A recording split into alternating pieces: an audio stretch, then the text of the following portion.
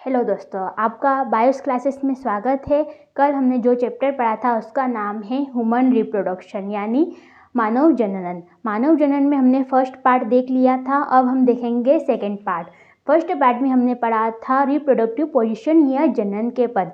अब हम देखेंगे नर जनन तंत्र या मेल रिप्रोडक्टिव सिस्टम। तो नर जनन तंत्र में हम सबसे पहले देखेंगे नर जनन तंत्र।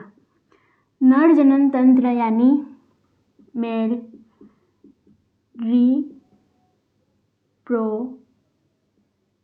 Reproductive system. हम देखेंगे रिप्रोडक्टिव सिस्टम। अब इसमें क्या क्या होता है? इसमें क्या होता है? एक जोड़ी वृषण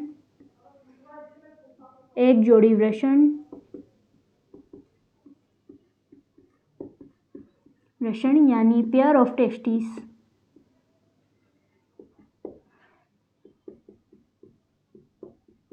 वृषण को हम टेस्टिस बोलते हैं, यानी एक जोड़ी वृषण यानी पेयर ऑफ टेस्टिस पाए जाते हैं। और सेकंड में क्या होगा? सहायक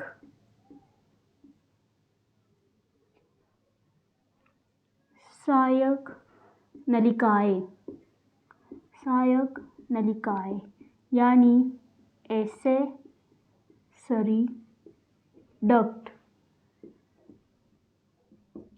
डक्ट्स।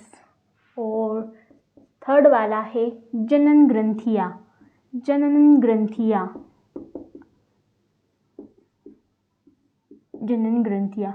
इसे बोलते हैं रिप्रोडक्टिव ग्लैंड। Reproductive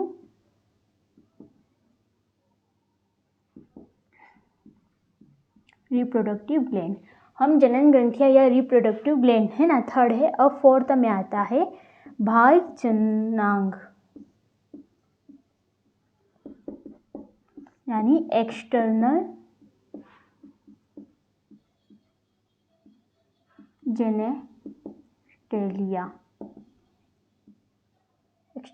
genitalia. अब मैं पढ़ाने से पहले आपको यही बात बोलूँगी कि आप सबसे पहले एनसीईआरटी खोल के बैठिए। और मैं जो पढ़ा रही हूँ ना वो सब उसमें है, तो आप सबसे पहले एनसीईआरटी खोल के बैठिए, क्योंकि जो डायग्राम में समझाऊंगी वो उसमें है और जो मैं पढ़ा रही हूँ वो भी उसी में है। इसलिए आप एनसीईआरटी को खोल कर बैठिए और मैं पढ़ाती जा रही हूँ तो उसको भी देखते रहिए, है ना। चलो ठीक है, अब आगे अपन कंटिन्यू करते हैं। हमने क्या लिखा? नर जनन तंत्र या मेल रिप्रोडक्टिव सिस्टम में क्या क्या होता है। तो मेल रिप्रोडक्टिव सिस्टम में क्या होता है? एक जोड़ी वृषण यानी पेयर ऑफ टेस्टिस होती है। सेकंड पे देखा सहायक नलिकाएं यानी एसेसरी डक्ट्स होती है। और थर्ड देखा है जनन ग्रंथियां यानी रिप्रोडक्टिव ग्लैंड होती है। और फोर्थ में क्या देखा है हमने? भाईजनांग या एक्सटर्नल जेनेटेलिया।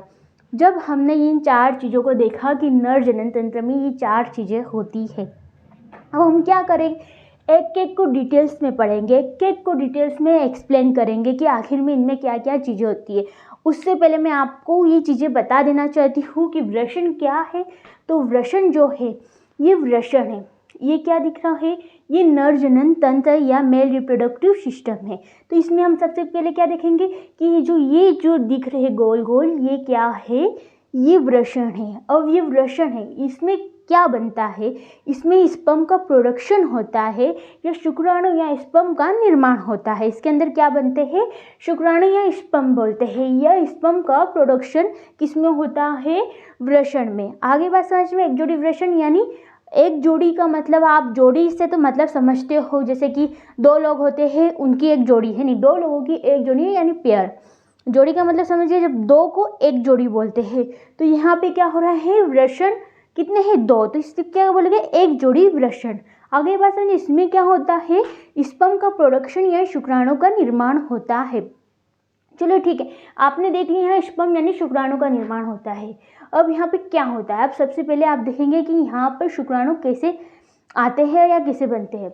अब जब आपने देख लिया कि ये शुक्राणु है, यहाँ स्पर्म बन रहे हैं। ये जो स्पर्म्स है, ये स्पर्म्स यहाँ से इस नलिका के द्वारा इस नलिका को हम बोलते हैं वास डिफरेंस या शुक्रवाहक नलिका बोलते हैं। इसे क्या बोलते हैं? शुक्रवाहक या वास डिफरेंस बोलते हैं। ये वास डिफरेंस के थ्रू जब स्पर्म इसमें गति करते हैं और स्पर्म इसके थ्रू कहाँ जाएंगे? ब्लैडर में। किस में जाएंगे? यहाँ पर ब्लैडर में, यूरिनरी ब्लैडर यानी मूत्राशय में ये जाते हैं। जब ये मूत्राशय में जाते हैं तब यहाँ पर क्या होती है? यहाँ पर ये जो है इसको बोलते हैं सेमिनल वेसिकल यानी शुक्राशय। क्या हुआ यहाँ पे? जो स्पर्म का प्रोडक्शन किस में हो रहा है? टेस्टिस या वृषण में। अब जो यहाँ से स्पर्म है या शुक्राणु है जो किस में बन रहे हैं? टेस्टिस या वृषण में। जो स्पर्म्स है ये वास डिफरेंस के थ्रू या शुक्रवाहक के थ्रू कहा जाते हैं यूरिनरी ब्लैडर में। अब ये यहाँ पे यूरिनरी ब्लैडर में कहा जाते हैं सेमिनल वेसिकल यानी शुक्राशय में जाते हैं।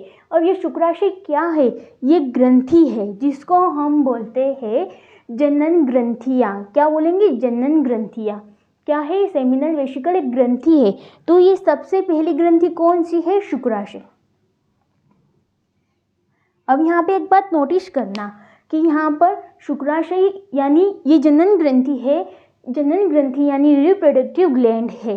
ये क्या है? सेमिनल वेसिकल यानी शुक्राशय, जो कि एक यहाँ पर है एक यहाँ पर, मतलब ये पेयर में है ना। तो जो जनन ग्रंथि सेमिनल वेसिकल है ये पेयर में पाई जाती है। फर्स्ट कौन सी ग्रंथि है? सेमिनल वेसिकल या शुक्राशय। चलो ठीक है, स्पर्म यहाँ पर आते हैं तो ये जो ग्रंथि है इसका क्या काम रहेगा? ये जो ग्रंथि है इसका काम रहेगा सिक्रीशन यानी स्त्रावण करती है। कुछ भी चीज़ का, कोई सी चीज़ है जिसका स्त्रावण करती है वो लास्ट में मैं आपको बताऊंगी क्या क्या स्त्रावण करती है या सिक्रेशन क्या क्या करती है। तो जब ये किसी चीज़ का जो सेमिनल वेसिकल या शुक्राशय है किसी चीज़ का सिक्रेशन या स्त्रावण करते हैं तो वो किससे मिलते हैं? ये मिलते हैं स्पर्म या शुक्राणु से। चलो ठीक है, यहाँ स्पर्म किससे? जो सेमिनल वेसिकल है इसके द्वारा जो सिक्रेशन किया जाता है उसमें स्पर्म मिल जाते हैं और वो यहाँ से फिर आगे बढ़ते हैं। अब क्या करेंगे? अब वो यहाँ से आगे बढ़ेंगे। चलो, और इस नलिका द्वारा ये नलिका कौन सी है? अब मैं आपको बताती कि ये नलिका वाकई में है क्या।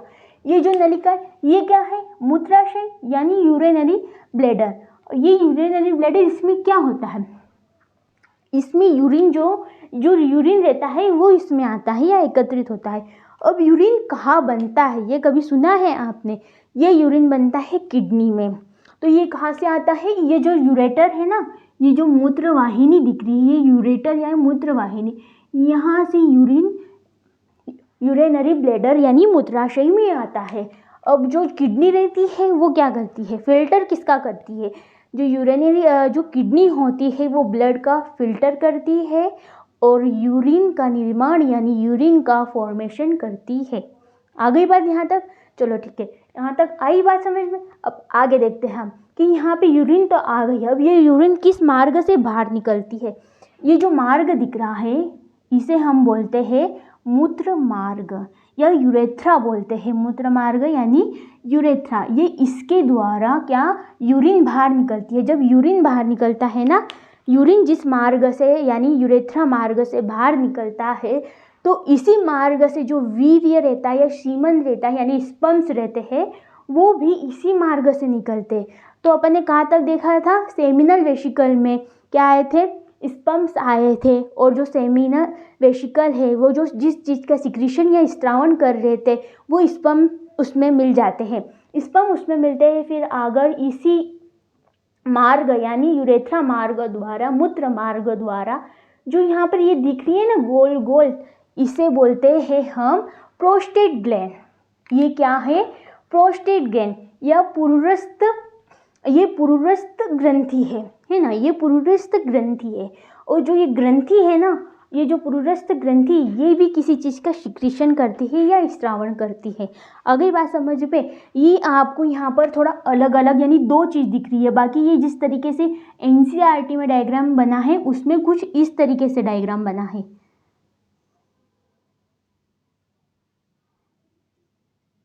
इस तरीके से डायग्राम बना है, मतलब ये यहाँ से कनेक्ट है, थोड़ी सी कनेक्ट है। मैंने क्लियर दिखाने के लिए इस मार्ग को मैंने वहाँ पे कनेक्ट नहीं किया है, बाकी वो यहाँ पे कनेक्ट है। तो जो प्रोस्टेट या पुरुरस्थ ग्रंथि होती है वो सिंगल होती है, वो पेयर में नहीं होती है। ये क्वेश्चन बन सकता है कि जो पुरुरस्थ या प्रोस्टेट ग्लैंड होती है वो सिंगल होती है या पेयर में होती है। जो ग्रंथियाँ इनके क्वेश्चन बनते हैं कि जो सेमिनल वेसिकल है वो पेयर में पाई जाती है, सिंगल पाई जाती है। जो प्रोस्टेट ग्लैंड है वो पेयर में पाई जाती है, सिंगल पाई जाती है। जो प्रोस्टेट ग्लैंड है वो सिंगल पाई जाती है। और ये भी किसी चीज़ का सिक्रीशन या स्त्रावण करती है। अब ये स्त्रावण करेगी, वो भी स्पर्म जो है आ रहे वो भी किससे मिलेंगे, प्रोस्टेट ग्लैंड द्वारा जो सिक्रीशन किया गया या स्त्रावण किया गया उससे मिल जाते।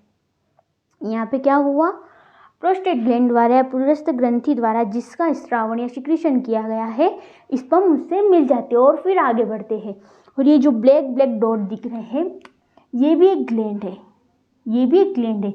तो ये कौन सी ग्लैंड है, इसको बोलते हैं काउपर ग्लैंड या बल्बोयूरेथ्रल ग्लैंड।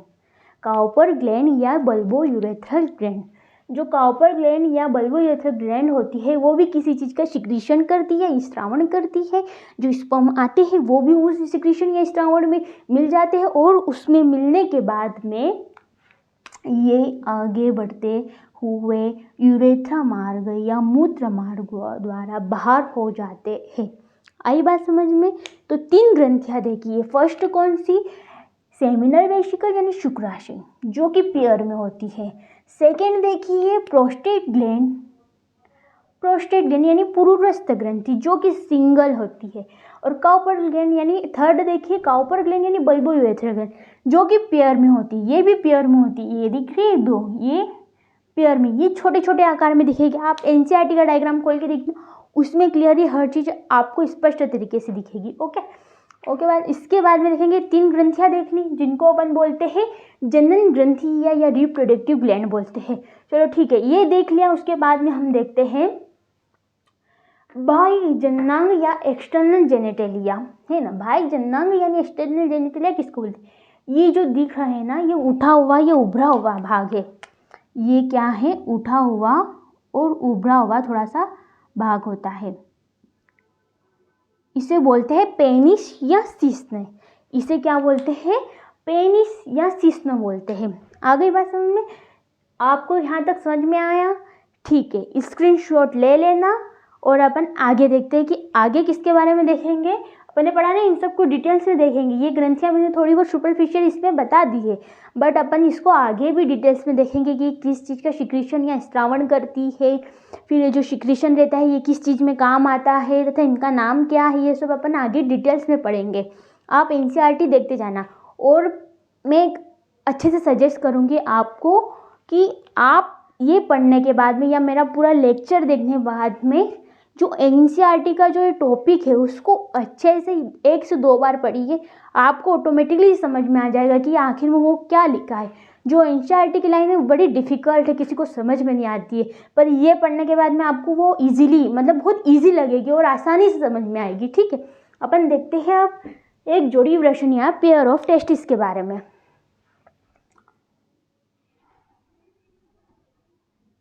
स्क्रीनशॉट ले लिया ना।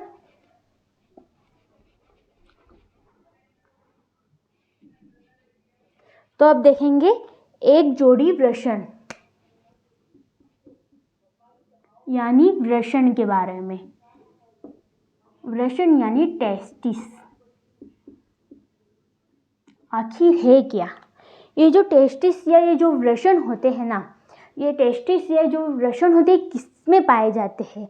तो ये जो टेस्टिस या वृषण को से अपने देख ले कि वृषण है, ये वृषण है, अंदर की भाग ये चीज़ वृषण है। पर ये जो वृषण है ना, ये नीचे से थोड़ा सा घिरा हुआ भाग रहता है। यहाँ पर यहाँ क्या रहेगा, ऐसा थोड़ा सा टोपीनुमा या कोषनुमा बोल सकते हैं। टोपीनुमा जैसे कटोरे आकार का कुछ रहता है यहाँ पे, टोपीनुमा या कोष आकार का, उसके बोलते हैं वृषण कोष। उसको क्या बोलेंगे, वृषण कोष। इसे इंग्लिश में बोलते हैं स्क्रोटम। अब जो ये वृषण कोष है या स्क्रोटम है, इसमें तो टेस्टिस पाए जाते हैं और वृषण पाए जाते हैं। पर एक इसका महत्वपूर्ण काम रहता है। वो काम है कि ये जो वृषण या टेस्टिस होता है ना, उसको बॉडी का टेम्परेचर या शरीर के टेम्परेचर से 2 से 2.5 सेंटीग्रेड तक कम रखता है। तो देखते हैं कि जो स्क्रोटम है ना, ये वृषण यानी टेस्टिस के तापमान यानी टेम्परेचर को मानव शरीर के तापमान यानी टेम्परेचर से 2 से 2.5 डिग्री सेंटीग्रेड कम रखता है। ये ऐसी नाइंसाफ़ी क्यों कर रहा है? ये ऐसी नाइंसाफ़ी क्यों कर रहा है कि ये वृषण है या टेस्टिस है, उसके टेम्परेचर को शरीर यानी बॉडी के टेम्परेचर से क्यों कम रख रहा है? ये ऐसा क्यों कर रहा है? ये ऐसा क्यों कर रहा है? मतलब हमने ऐसा क्या बिगाड़ लिया कि ये हमारे टेम्परेचर से टेस्टिस या वृषण के टेम्परेचर को कम कर रहा है? हमारे में से क्या दिक्कत है? हमारे में दिक्कत नहीं है। ये इसलिए कर रहा है क्योंकि शुक्राणु जनन यानी स्पर्मेटोजेनेसिस की जो क्रिया होती है या स्पर्म निर्माण की जो क्रिया होती है, शुक्राणु निर्माण की क्रिया होती है, उसके लिए ये ज़रूरी है। इसलिए ये ऐसी नाइंसाफ़ी अपने साथ करता है कि हमारे टेम्परेचर से वृषण यानी टेस्टिस के टेम्परेचर को कम रखता है। कितना कम रखता है? 2 से 2.5 डिग्री सेंटीग्रेड। ये डाटा आपको एग्ज़ाम में आ सकता है, इसलिए आप इसको याद रखिए और इसको हाईलाइट कर लेना। जब भी लिखो इसको हाईलाइट कर लेना। ये डाटा आ सकता है कि वृषण के तापमान को मानव शरीर के तापमान से कितनी डिग्री सेंटीग्रेड कम रखना है। तो ये आ सकता है ऑब्जेक्टिव में, ठीक है, यहाँ पे ध्यान रखना। और अब आगे देखते हैं वृषण के अंदर की, ये किस लिए आवश्यक है, यहाँ पे थोड़ा सा लिख लो। यह शुक्राणु जनन यानी स्पर्मेटोजेनेसिस के लिए आवश्यक यानी इम्पोर्टेंट है, ठीक है। आ गया समझ में? ये टेम्परेचर को क्यों कम रख रहा है, किस लिए कर रहा है, ये ऐसी नाइंसाफ़ी क्यों कर रहा है? तो ये ऐसी नाइंसाफ़ी क्यों कर रहा है? क्योंकि शुक्राणु जनन यानी स्पर्मेटोजेनेसिस यानी स्पर्म निर्माण के लिए जरूरी यानी आवश्यक है। आगे बात समझ में? अब हम आगे देखते हैं कि वृषण के अंदर क्या चीज़ें रहती है। वृषण के अंदर स्पर्म का निर्माण हो रहा है, पर उसमें स्ट्रक्चर ऐसे क्या है जिसके कारण स्पर्म का निर्माण हो रहा है? डायरेक्ट वृषण में या टेस्टिस में तो नहीं स्पर्म बनेगा, किसी न किसी वजह से तो बनेगा। तो वृषण में क्या, टेस्टिस में क्या स्ट्रक्चर या संरचना होती है? तो जो वृषण होता है ना, प्रत्येक वृषण यानी 2 वृषण या पेयर है, तो उसमें से हर एक वृषण में प्रत्येक वृषण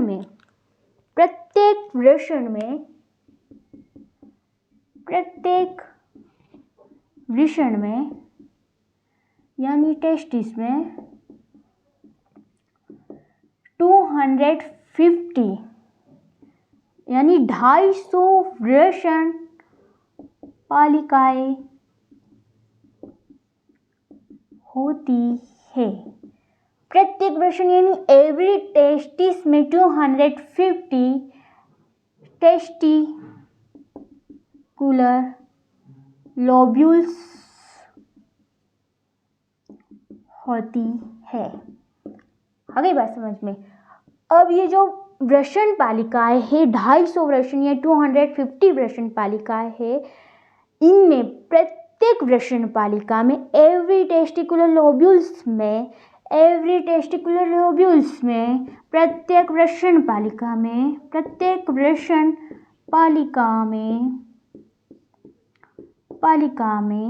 1 से 3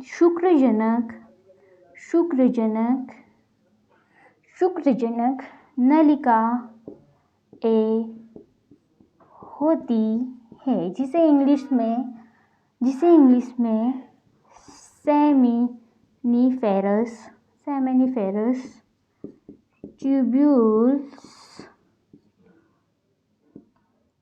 ट्यूब्यूल्स बोलते हैं। ये जो सेमेनिफेरस ट्यूब्यूल्स नाम लिखा है, ये हिंदी वाली एनसीईआरटी में भी सेमेनिफेरस ट्यूब्यूल्स लिखा है, शुक्रजनक नलिका भी लिखी है और सेमेनिफेरस ट्यूब्यूल्स पे। जब पिछली वीडियो या पिछला लेक्चर जो लिया था उसमें मैंने लास्ट में आपको बोला था कि आप इंग्लिश के नाम पे भी ध्यान देना, तो आप इंग्लिश के नाम पे भी अभी ध्यान देना, क्योंकि जो आप हिंदी की एनसीईआरटी पढ़ते हैं उसमें हिंदी के नाम के साथ साथ इंग्लिश के नाम भी दिए हैं। तो जो क्वेश्चन पेपर सेट होता है उसमें इंग्लिश के नाम भी पूछे जाते हैं, क्योंकि जो पेपर आता है वो हिंदी इंग्लिश दोनों में आता है। तो आपको ना ऑप्शन रहते हैं कि आप इंग्लिश के नाम याद रखोगे और हिंदी के भी नाम याद रखोगे, तो आपके पास ऑप्शन रहता है कि आप अगर हिंदी के नाम भूल गए तो इंग्लिश का नाम याद रहते हैं, क्योंकि इंग्लिश के जो नाम रहते हैं ना वो ईजी रहते हैं हिंदी से, क्योंकि हिंदी के जो नाम रहते हैं वो डिफ़िकल्ट रहते हैं और सेम भी रहते हैं। इंग्लिश के नाम थोड़े अलग रहते हैं और ईजी रहते हैं। तो कभी आप हिंदी का नाम भूल जाओगे ना तो आपको इंग्लिश का नाम याद रहेगा। आप देख सकते हो इंग्लिश के पेपर में, मतलब इंग्लिश का जो पेपर साइड से दिया रहता है ना उसमें आप देख सकते हो कि इसका क्या नाम है। तो आप उसके लिए आपको ना थोड़ा बहुत इंग्लिश के नाम याद रखने चाहिए। चलो ठीक है, अपन ने देख लिया वृषण में क्या संरचनाएं होती है। वृषण में क्या मिल रहा है, वृषण में यानी प्रत्येक वृषण में वृषण पालिका यानी टेस्टिकुलर लोब्यूल्स होती है। अब जो टेस्टिकुलर लोब्यूल्स यानी वृषण पालिका है, इन प्रत्येक वृषण पालिकाओं में 1 से 3 शुक्रजनक नलिकाएं या सेमेनिफेरस ट्यूब्यूल्स होती है। 1 से 3 शुक्रजनक नलिकाएं यानी सेमेनिफेरस ट्यूब्यूल्स आ रही है। अब ये जो सेमेनिफेरस ट्यूब्यूल्स है यानी शुक्रजनक, हिंदी के नाम में स्पष्ट हो रहा है शुक्रजनक। शुक्र यानी शुक्राणु यानी स्पर्म, जनक मतलब पिता, बोल सकते हैं जनक यानी पिता। तो ये जो शुक्रजनक है, ये शुक्रजनक नलिका है, इसमें ही शुक्राणु यानी स्पर्म का निर्माण होता है। आपको आया बात समझ में कि जो शुक्राणु का निर्माण कहाँ हो रहा है, शुक्राणु का निर्माण शुक्रजनक नलिका यानी सेमेनिफेरस ट्यूब्यूल्स में होता है। तो आपको ये बात समझ में आई, 1 से 3 शुक्रजनक नलिका होती है और शुक्रजनक नलिका में या सेमेनिफेरस ट्यूब्यूल में शुक्राणु का निर्माण होता है। ये बात आपको यहाँ तक समझ में आ गई होगी। तो जो शुक्रजनक नलिका है या सेमेनिफेरस ट्यूब्यूल्स है, इसके अंदर कोशिकाएं या सेल्स होती है, इसके बाहर कोशिकाएं या सेल्स होती हैं जिनके अलग अलग काम है ना। तो ये जो अंदर शुक्रजनक नलिका यानी सेमेनिफेरस ट्यूब्यूल्स के अंदर जो सेल्स पाई जाती है अंदर और बाहर, उसके बारे में हम कल अच्छे से डिटेल्स में पढ़ेंगे। आपको अगर वृषण के बारे में क्लियर हो गया है तो कमेंट कीजिए, और अगर आपको मेरा पढ़ाना अच्छा लगता है और आपको ये समझ में आ रहा है तो आप मेरे चैनल को सब्सक्राइब कीजिए और लाइक कीजिए और कमेंट भी कीजिए। और अगर अच्छे से आपको समझ में आ रहा है, आप चाहते हो और किसी और बच्चे या स्टूडेंट्स का भला हो, तो आप इस वीडियो या मेरे चैनल को शेयर कीजिए अधिक से अधिक। थैंक यू, धन्यवाद।